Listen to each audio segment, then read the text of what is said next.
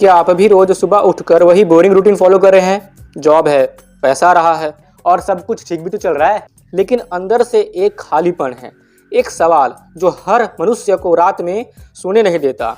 आखिर मेरे जीवन का असली लक्ष्य क्या है, असली पर्पस क्या है? तो चलिए आज श्रीमद् भगवद गीता और आधुनिक साइंस की मदद से इसका सटीक उत्तर ढूंढने का प्रयास करते हैं। आजकल दुनिया भर में जापान का इकिगाई कॉन्सेप्ट बहुत पॉपुलर है, जो कहता है कि जिस काम में आपकी रुचि है, जो दुनिया की ज़रूरत है और जिससे पैसा मिले, वही आपका लाइफ पर्पस है।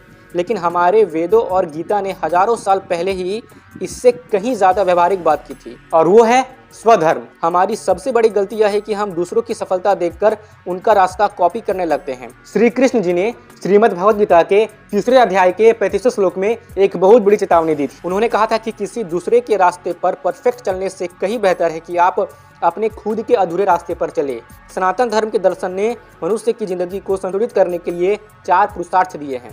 पहला, धर्म, यानी कि अपनी स्वाभाविक प्रतिभा और नैतिक कर्तव्य को पहचानिए। दूसरा, अर्थ, यानी कि उस प्रतिभा से धर्म पूर्वक धन कमाना है। तीसरा, काम, अपनी सही इच्छाओं को धर्म पूर्वक पूरा कीजिए।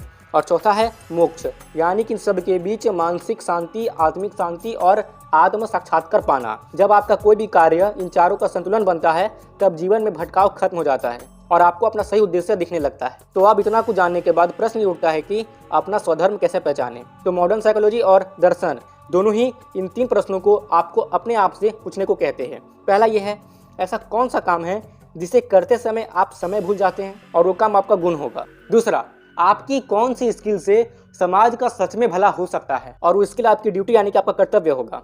तीसरा, क्या आप उसमें रोज 1% बेहतर होने का अभ्यास कर सकते हैं। और अगर आपको अपने पैशन के बारे में या फिर अपने प्रतिभा के बारे में डिटेल में जानना है, तो आप YouTube पर सर्च कीजिए how to find passion by IQ smart team of Bharat. आपको ये वाली वीडियो देखनी होगी। तो इन तीनों का संगम ही आपका स्वधर्म है। तो याद रखें, दूसरों की नकल छोड़कर अपनी अनूठी प्रतिभा को पहचानिए, क्योंकि आप इस जगत में किसी और का पार्ट रोल करने के लिए नहीं, बल्कि आप स्वयं ही अपना इतिहास रचने के लिए आए हैं। तो यदि इस विचार ने आपके हृदय को छुआ हो, तो इस वीडियो को शेयर अवश्य से करें। जय श्री कृष्ण।